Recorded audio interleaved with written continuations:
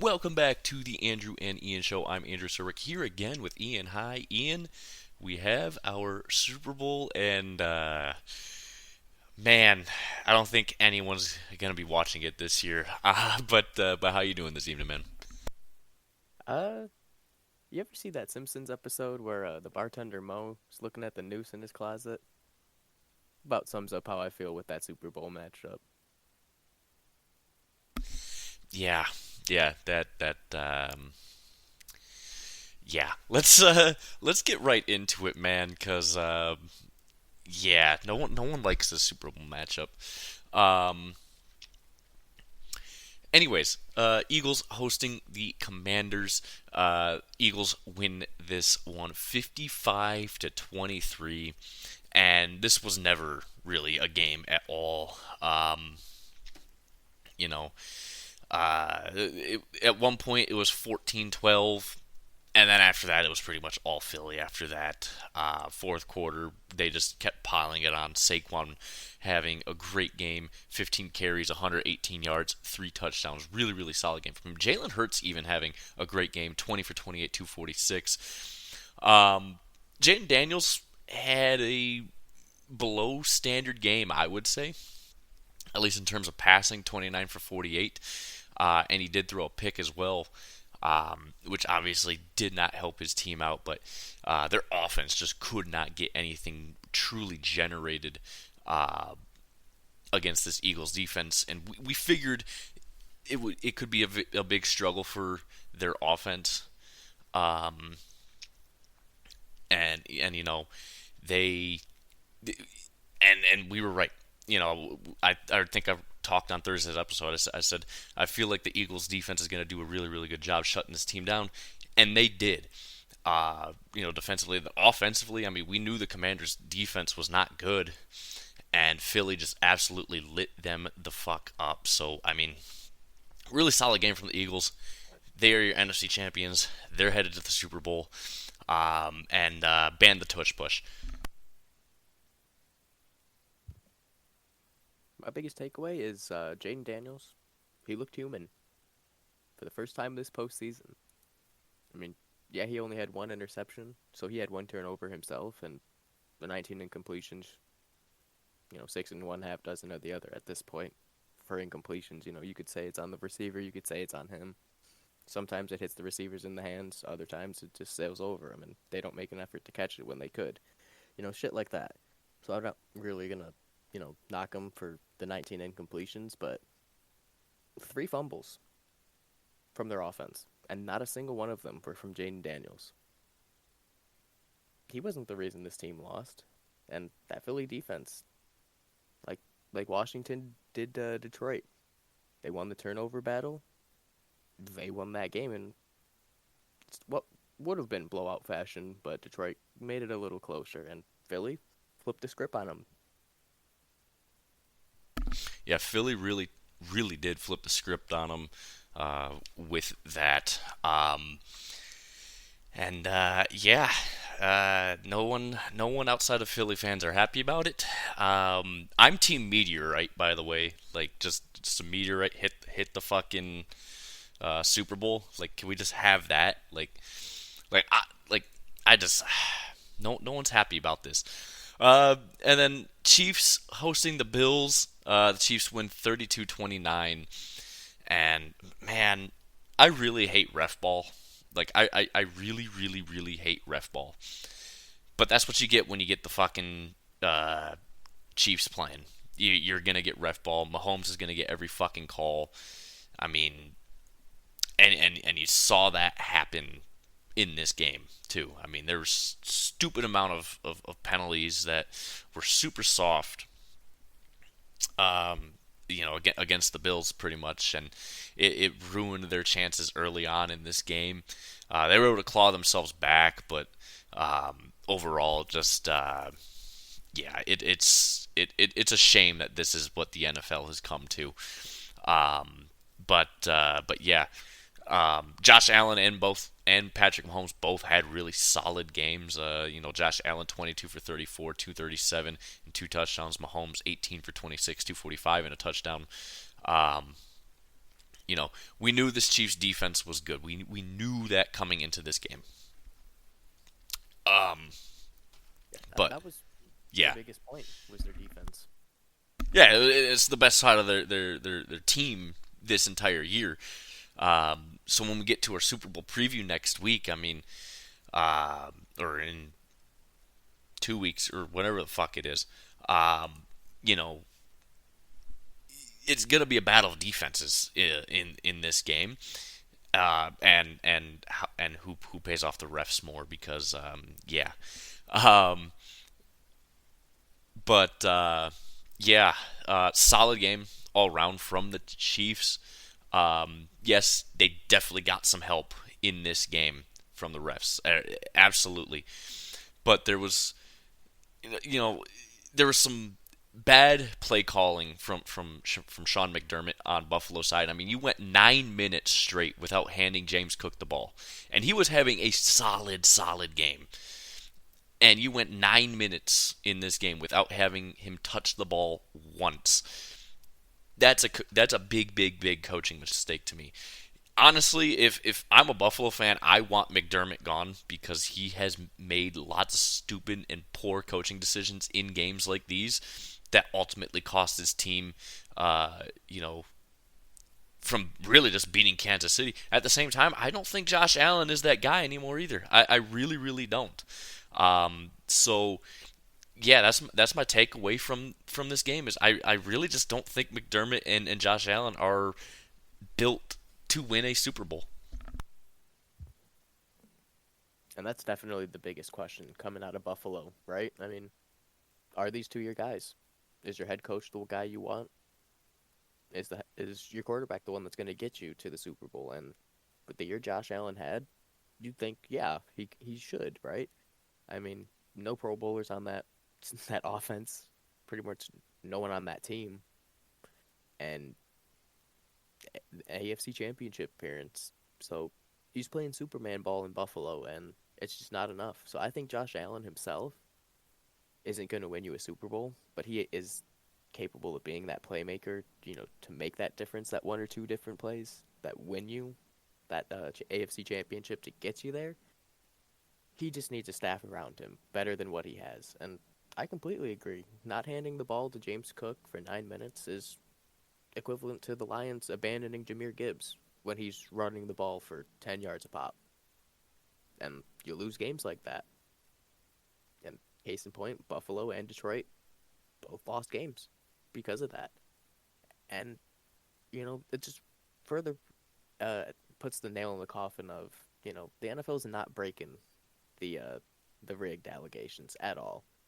And, you can look at plays and point to that 4th and 1 that was called short where, Josh Allen was clearly across the line. But regardless, they're not beating the rigged allegations. And like you said, I'm tired of watching ref ball.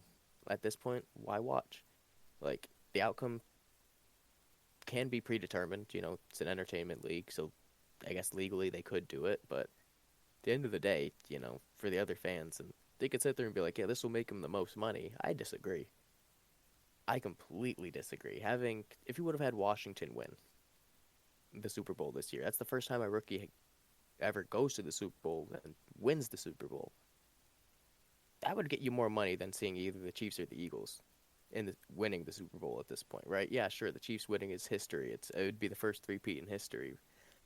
I don't really care at this point. Like, teams doing that, it's cool and all to break records, but when you're doing it like the Chiefs, and it's worse than it was with the Brady Patriots, because the Brady Patriots had an undefeated season, and they lost it in the Super Bowl to an underdog Giants team, and Eli Manning did it twice. Tom Brady did it to the Chiefs, and it's just been nothing but the Chiefs since Tom Brady beat him. We know Patrick Mahomes is good.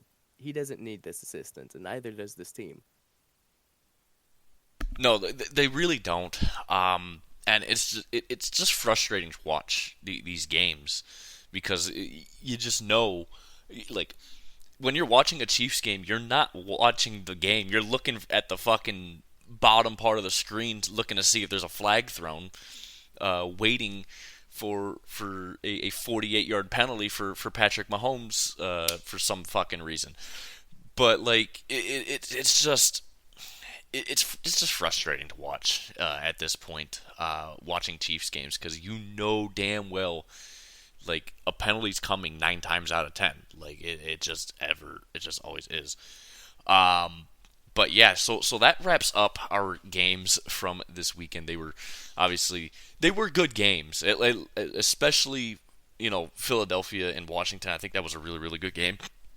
Um, Overall, especially just Philly's offensive performance. We hadn't seen anything like that this year from them, and they just absolutely went off in this one. So um, we're going to now move on over to NFL coaching hires.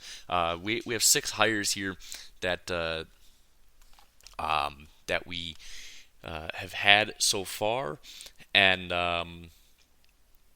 yeah, let's get right into them. So number 6 here we have Dallas Cowboys hiring Brian Schottenheimer. Um, who, like, okay, I don't understand this like hire at all. You traded Mike McCarthy for uh this guy that nobody actually fucking knows who the fuck he is. I'm completely convinced that Jerry Jones cannot have a coach on his team that takes any bit of spotlight, because yeah, what is this fucking hire?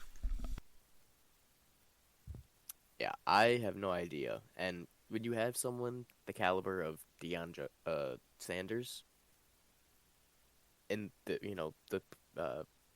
potential pool for hires, you're gonna tell me someone who's a non-play calling offensive coordinator for the coach you did not just bring back is the best option for this.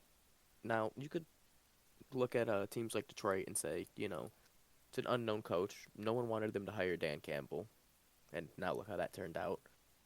But this is a different situation. Jerry Jones isn't going to be outshined, and that's exactly what this is. If it's not his team run his way, he doesn't want any part of it. And it's a shitty thing to say and to see, because a franchise as deep as a history as the Cowboys have, sure, they haven't won anything since the 90s. They still have that history, and they're still a franchise that has that potential to be good. And, Jerry keeps saying, like last year, we're going to go all in. And all in was nothing. So Dallas's struggles end when Jerry Jones is, 6 feet under at this point. Yeah, you hate to say things like that, but like it's just true. Like it's sadly true. Like the Cowboys are fucked. Cowboys fans, I'm sorry. Yeah. Anyways, Jacksonville, they hired Liam Cohen. I think this is a really good hire. You know, Obviously offensive coordinator from Tampa this year. Um, and yeah, I mean, he led a very good, talented offense in Tampa. I think this is a good hire. A lot of critics are saying, yeah, it's not the greatest hire. I mean, yes, there's definitely better, flashier names out there than Liam Cohen, but I think this one's going to work out well. I mean, Jacksonville, they got a lot to fix on that team, especially on the offensive side of the ball. Um, Namely starting with quarterback, but offensive line needs some help. They got some pretty decent weapons there in Jacksonville, so I mean that's gonna at least help. Um, but I think overall the for the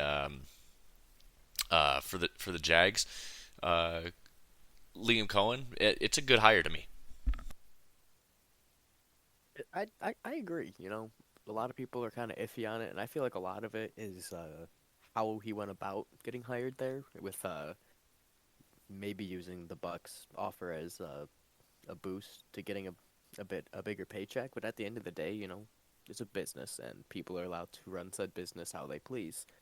And coaches, just like players, are allowed to chase paychecks if they so choose. And it's a business. If you're gonna get swindled like that, that's on you and your organization. Now, granted, the Jags are in a good position to progress positively for the first time in forever. I mean, they fired Trent Baalke, so it's a decent start. And you can have someone come in with a new head coach, and if as long as Liam Cohen's really willing to work, with that GM, I shouldn't see. I mean, you shouldn't see any issues unless he's an Urban Meyer type of person where he's literally abusing players. But at the end of the day, someone who's familiar with offense, and like you said, the Bucks were a very good offense. And I mean, despite losing Chris Godwin and Mike Evans even for a little bit this year, they still produced. And Baker was one of the better quarterbacks in the league this year. So if he can turn Trevor Lawrence into college Trevor Lawrence, look out.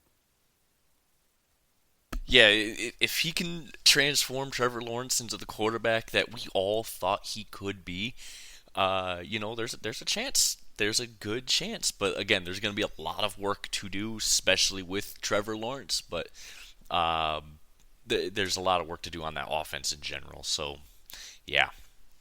The Raiders, they hired Pete Carroll. This one I don't understand. He's the oldest coach in football. He's 75 years old right now. Well, he's going to be 74 Oh, this summer. it doesn't matter. He's basically 75 fucking years old at this point, right? Yeah, his best years are behind. He's going to be the oldest coach in the NFL this coming season, regardless, right? I just, the Raiders are such a clown car organization that this was the hire you wanted. You wanted Pete Carroll, who, I mean, his last season coaching in the NFL was embarrassing, and it was all downhill his last few years. And I don't understand this hire. The trend is to get younger coaches in. Look at your Sean McVays. Look at your Nick Siriannis. Look at your Dan Campbells.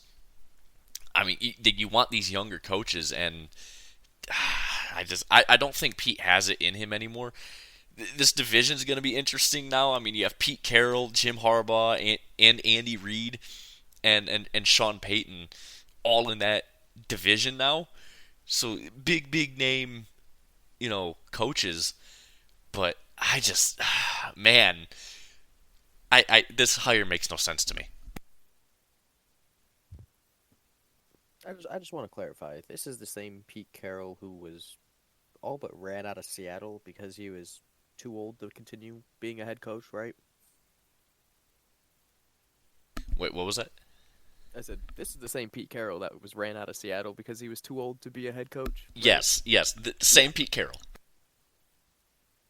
Case in point, why are you bringing him back? We're gonna see a head coach die on the sidelines, especially with the Raiders. I mean, that inept franchise, they still don't have a quarterback. Sure, they get Max Crosby back healthy next year, but cool. You got one person on defense. Pete Carroll is gonna have a stroke on that sideline, and we're gonna watch him die. I mean, look, I hope not, but fuck's sake, it's possible, dude. They're gonna weekend at Bernie's, this motherfucker. All right. I got nothing for that one. I don't get it, man. I really do not get At least they're not doing him like Jimmy Carter, where they kept dragging him around until he was, damn near 100. parading him around like a fucking trophy. I don't fucking know, man. But man, I just Pete Carroll. I don't think he has it in him anymore, man. I really don't. The Jets, they hired Lions defensive coordinator Aaron Glenn. Let's go round two for defensive coordinators in New York. I think it's a good hire because I think Aaron Glenn is a good coach. Obviously, as a Lions fan, I think he is really a good coach. But I think for Aaron Glenn's sake, this isn't going to work out well because you have an owner that is just flat out stupid. Like almost as bad as Jerry Jones at this point. And I I hope this does work out for him, but I don't think it will simply because of where he's at. I think if he went anywhere else, he'd have massive success. But if he doesn't win, a Super Bowl within 2 years, I don't think it's going to work out for him there in New York, just because, again, it's one of the most poorly ran organizations in professional sports. Not only that, do you have an incompetent GM? You currently have a quarterback who is a plain pocket GM right now, or armchair GM. You know, at this point, you might as well take him off the field and put him in the executive office if he wants to be like that. But I feel like Aaron Rodgers is the least of Aaron Glenn's worries. It's more of a roster that's underperforming, especially on the defensive end. But I mean, even with an offense with Aaron Rodgers, Devontae Adams, Garrett Wilson, you got players. Brees Hall, decent running back. You got offensive weapons. Your defense, former defensive player of the year, Sauce Gardner. You got players. You just need a coach to put it together. And if you get rid of a cancer like Aaron Rodgers, I feel like this team is better because they were slightly worse with Zach Wilson at quarterback. Just to put that in perspective, Zach Wilson was a slight downgrade from Aaron Rodgers. That's terrible. That is, yeah. I mean, look, For Aaron somebody Rodgers, up like that, right? you can't barely beat out Zach Wilson by I think it was 2 points per game is what the average shaped out to be. I think with Zach Wilson they averaged 17. With Rodgers it was just under 20. It was 19-8, something like that. So it's pretty bad. And they started to click at the end of the year, but it was too little too late. Yeah, it is. It is a little too little too late. Look, Aaron Rodgers. I will respect him for the career he had, but now he's just ruining it, right?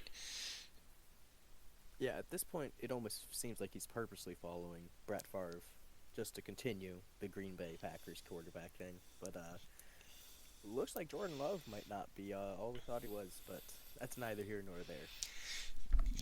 Yeah, let's leave that one alone. Uh, for now, we For could now. we could circle back to that one. And then our last two coaching hires, I think. I mean, you could put it as a 1A, 1B on which one's better out of all these coaching hires. You got Chicago hiring Ben Johnson. We did talk about that last Tuesday. Um, and then obviously New England hiring Mike Vrabel. English is fucking great today. Um, but anyways, let's talk about because we talked about Ben Johnson already. Let's talk about New England and Mike Vrabel. I think this is a good hire. Vrabel was one of those guys that was a hot name last year, ended up not getting hired, and then it gets hired this offseason now. I think this is a good move because I think Vrabel is a very, very good coach. Obviously, he's a defensive guy, so and that's the one thing New England desperately needs, despite needing also an offensive line. They need help on the defensive side of the ball, and what better man than Mike Vrabel to lead that? I mean, he's a great defensive mind, and I think it's just a really good fit in general in New England for him. Yeah, another case of a former player playing or now a head coach for the team that he played for. And like you said, the Patriots, they're very good with defensive-minded coaches. We all know Bill Belichick never answered the question of who was calling defensive plays for New England, but you knew who he had some say in those plays. It's just like Chicago. They're always better with the defensive-minded coach. Now, granted, Matt Eberflus is another thing, but, you know, offensive ineptitude is not really, you know, different from par for the course for a defensive-minded coach. But for Mike Vrabel, you know what you're getting. He was a head coach before, and barring the Titans being incompetent as a franchise and firing their GM a year after getting rid of Vrabel, y- you had the makings of a team there. And I mean, this team, the Tennessee team, had Derrick Henry, so it's not like they were garbage. They had players, and I mean, granted, Ryan Tannehill existed, and you got rid of AJ Brown at some point too. But you know, this is his chance, and to go to a franchise like the Patriots, he's gonna get a good chance, right? I mean, you have a somewhat okay situation. You know that if they start Milton, he can ball out.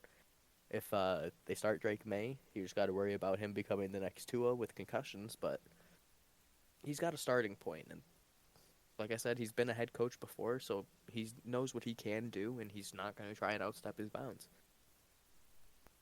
Yeah, he knows what he can do, and I think that's why it's such a great fit too, is because he's not going to try to go over the top when it comes to getting this team in the right direction. But he's a good motivator too, I think. So I think that's going to help a lot and help build a culture there in New England, a culture that um, you know has been missing since the Brady era ended, quite frankly. So um, yeah.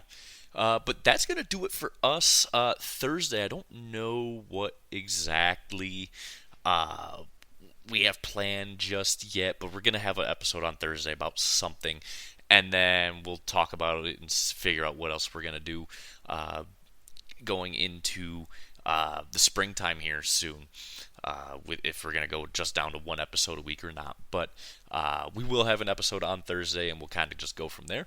But anyways, guys, rate, review, subscribe, help us out. Let us know what you want to see more of. Of course, follow us on Twitter or X at the Andrew and Ian Show. Check out our YouTube page, of course, and keep on just sharing this podcast, guys.